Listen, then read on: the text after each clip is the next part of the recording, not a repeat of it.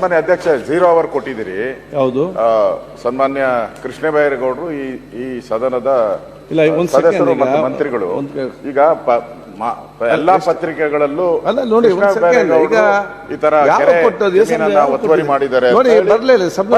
ಅಲ್ಲ ಸದನ ನಡೀತಾ ಇರುವಾಗ ನಾನು ಅಧ್ಯಕ್ಷರೇ ಸದನ ನಡೀತಾ ಇದೆ. ಸದನ ನಡೆಯುವಾಗ ಮಂತ್ರಿಗಳು ಇಲ್ಲೇ ಪ್ರೆಸೆಂಟ್ ಇದ್ದಾರೆ. ತಪ್ಪು ಸಂದೇಶ ಹೋಗೋದು ಬೇಡ. ಇಲ್ಲಿ ದೊಡ್ಡ ಆಪಾದನೆಯನ್ನು ಮಾಡಿದ್ದಾರೆ. ಕೆರೆ ಅಂದ್ರೆ ರೆವಿನ್ಯೂ ಮಿನಿಸ್ಟ್ರೇ ಕೆರೆ ನುಂಗಿದ್ದಾರೆ ಅಲ್ಲ. ಕರೆಕ್ಟ್ ಏನು ಮಂತ್ರಿ ಇದ್ದರು ಮಾತಾಡ್ತಾರೆ. ಈಗ ಇದು ಶೂನ್ಯವಿಲ್ಲ, ಈಗ ಬರೋದಿಲ್ಲ. ಈಗ ನಾವು ಮಿಥ್ಯ ಕಾರ್ಯಕಲಾಪ ತಗೊಳ್ಳುವ, ನೀವೇನು ಅದ್ರ ಬಗ್ಗೆ ಚರ್ಚೆ ಮಾಡಿ ತದನಂತರ ಬೇರೆ ವಿಷಯ ತಗೊಳ್ಳುವ ಒಂದು ವಿಚಾರ ಮಾಡುವ. ಈಗ ಇದು ಶೂನ್ಯವಿಲ್ಲ ಬರೋದು ವಿಚಾರ ಅಲ್ಲ. ಇದಕ್ಕೆ ಸರ್ ಇನ್ಸಿಡೆಂಟ್ ಇಮಿಡಿಯೇಟ್ ಬೆಳಿಗ್ಗೆ ಪತ್ರಿಕೆಯಲ್ಲಿ ಬಂದಿದೆ. ಎಲ್ಲ ಪತ್ರಿಕೆಗಳಿಗೆ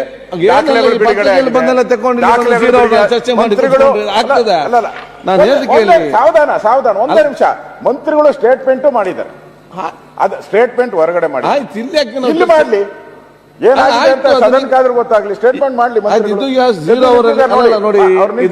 ಅವರಲ್ಲಿ ಬರೋದಿಲ್ಲ, ಅದು ಬೇರೆ ವಿಷಯ.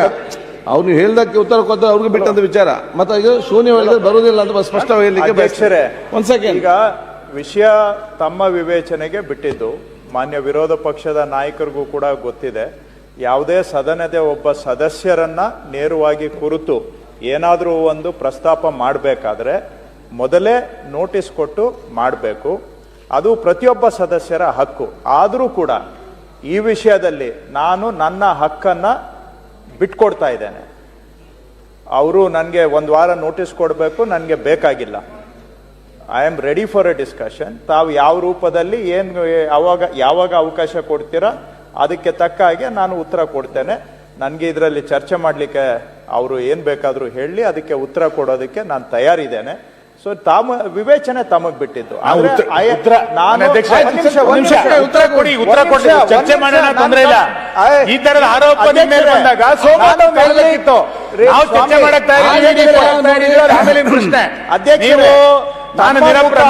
ಏನು ಇಲ್ಲ ಅಂತ ಸದಸ್ಯರಿಗೆ ಒಬ್ಬ ಈ ಸದನದ ಯಾರೇ ಸದಸ್ಯರ ಬಗ್ಗೆ ಈಗ ಏನಾದ್ರೂ ಪ್ರಸ್ತಾಪ ಮಾಡಬೇಕಾದ್ರೆ ಅದಕ್ಕೆ ಒಂದು ನಿಯಮಾವಳಿ ಆರೋಪ ಮಾಡಿದ್ದಲ್ಲ. ನಿಯಮಾವಳಿ ಪಾಲನೆ ಮಾಡ್ತಾ ಇಲ್ಲ. ಆದ್ರೆ ನಾನು ಆ ನಿಯಮಾವಳಿ ನನ್ನ ಹಕ್ಕನ್ನ ನಾನು ಬಿಟ್ಕೊಡ್ತೇನೆ.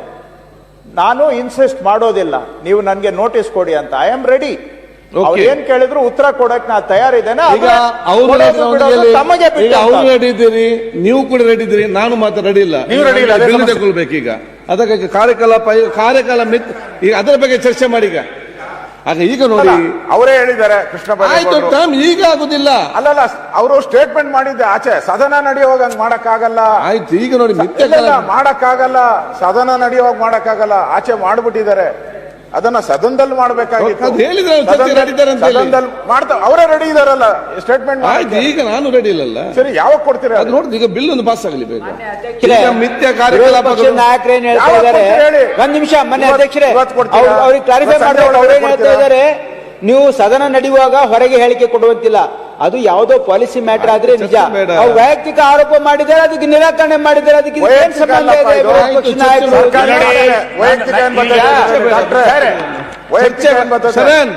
ಸರ್ಕಾರಿ ದಾಖಲೆ ಚರ್ಚೆ ಆಗ್ಲೇ ಮಾನ್ಯ ಸದಸ್ಯರು ಚರ್ಚೆ ನಿಮ್ ವಿವೇಚನೆ ಅಂತ ಹೇಳಿ ಹೆಂಗೆ? ಈಗ ನಮ್ಮ ಎಜೆಂಡಾ